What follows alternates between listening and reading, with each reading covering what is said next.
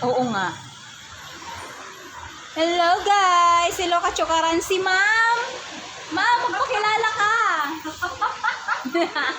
Jessica po. Si Ma'am Jessica Soho Report. Ay, charot! Hindi, si Ma'am Jessica.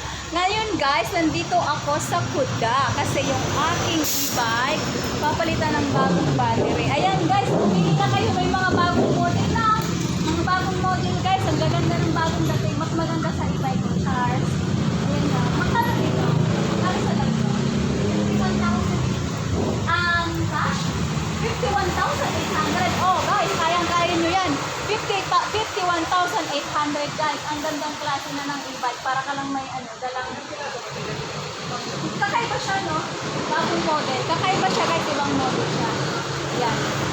51,800 cash. 51,800 cash na yun guys. So ngayon, mayroon tayong mga dito sa Kuda. Itong mga ganito.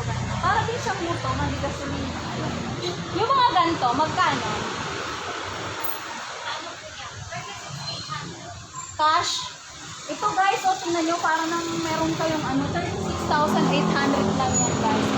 Murang-mura na siya guys. Pero, bago ang lahat, i-flex ko lang yung aking e-bike na pinapagawa ko yung battery. Ayan si Kuya. Kuya, magandang hapon. Ano pong nangyari dyan sa e-bike ni Emrose? Ako po ma'am, medyo nag-loaded po yung battery. Medyo bloated daw. Hindi lang po yan, medyo bloated na po yan. Loaded po talaga. Ayan po, pinapalitan po niya ng bagong battery. Hindi naman po yan mahal, masakit lang sa bulsa. Pagkano nga po yung battery natin dyan, sir? Ang battery po natin ma'am ay nasa 11K. Oh, narinig nyo? 11,000. Cash, bawal po ang credit dito. Kung si Kuda ko ay inuhulugan ko ng 3,350 monthly, yung battery hindi siya mahuhulog-hulugan. Kailangan cash to cash basis. So, ayun guys.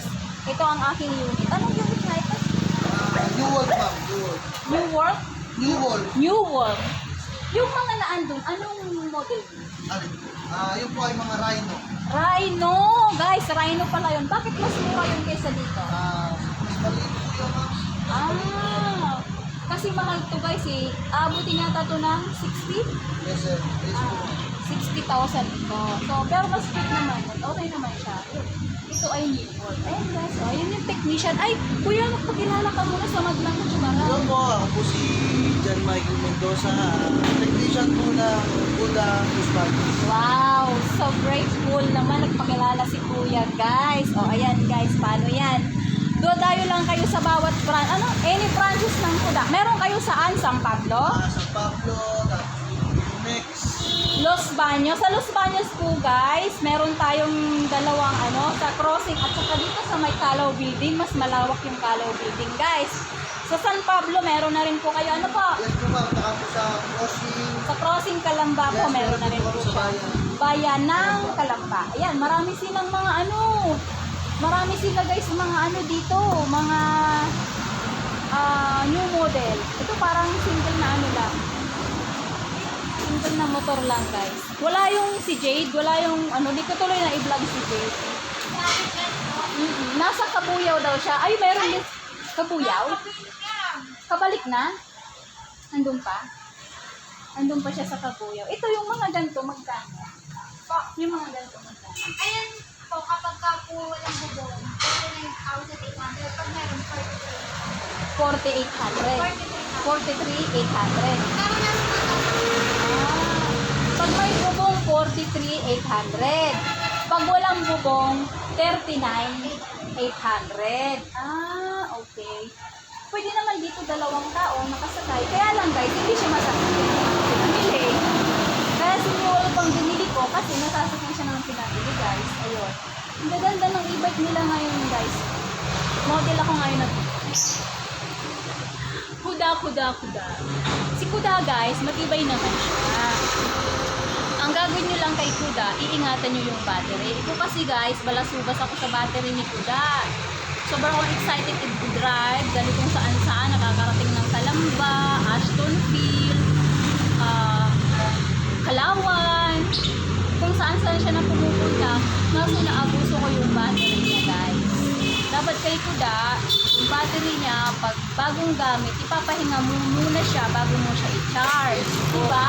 Yes, ma'am. Tama ko? Yes po. Kaya lang, ang ginawa ni M. Rose, ayan, bigat na bigat si Kuya sa battery niya. Kuya, kaya mo yan. Medyo mabigat lang po. Ayun, ayun, kaya mo yan, Kuya. Tapos, ang ginawa ko kasi, guys, Ay, hindi mo na upon si ma'am. okay lang, be. Pupunta ako dun kay... Ang ginawa ko naman kasi, guys, pagkatapos kong gamitin at alam kong lobat na, isasol sa Kuya charge ko. So, ang nangyari, na overuse yung battery, na bloated, kaya ayun.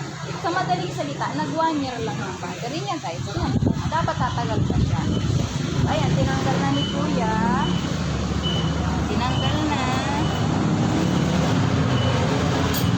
32 amperes ilang volts yan? 16. Tinanggal niya na. 60 volt? Yes po. 60 volts, 32 amperes. 60 volt, 32 amperes. Yes po. So, mataas din pala ang ano niya na na. Buti nga magagawa mo ngayon. Kasi sabi ni mami nung isa, bukas pa daw. Diba? Wala na mas mataas ang piraya. Oh, wala na sir. Iiba na kayo ng controller mo to. Iibahin nyo na lahat. Bago po yan.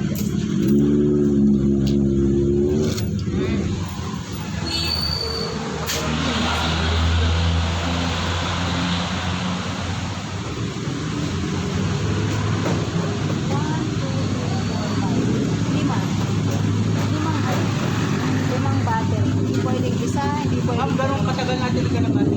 ano po, kasi naabuso ko siya, nag 1 year lang. Kung tutuusin, kahit 2 years pwede siya, no? 2 years, 3 years. 2 years, 2 years to 3 years. Kaso nga, naabuso ko po. Pagkakagamit, Guys, saksak agad. Tapos charge, takbo na naman. So, naabuso ko yung battery niya, kaya pinarusahan na ako. Ayan, bloated na siya, guys. Hindi na siya, disposable siya. hindi na po. Ah, Hindi na re-repair. Tatapo na yan talaga. Babalik po sa warehouse. Sa warehouse, parang ano, Sa kanya, ginagawa nyo na. may code siguro yan, ano? Ibabalik daw yun sa warehouse. Kasi hindi naman yan katulad din sa mga battery sa sasakyan na ano. Pwede pang gamitin. Oh? Bloated na siya, no? Check na niya, bloated. Grabe, guys. Grabe yung ginawa ko sa battery ko. Nakakaawa. Napagawa tuloy ako ng motor ng mali sa oras. Actually, yun lang talaga na akong pinagawa. Kasi ano siya, mas mura. So, ayan, ikakabit na ni Kuya.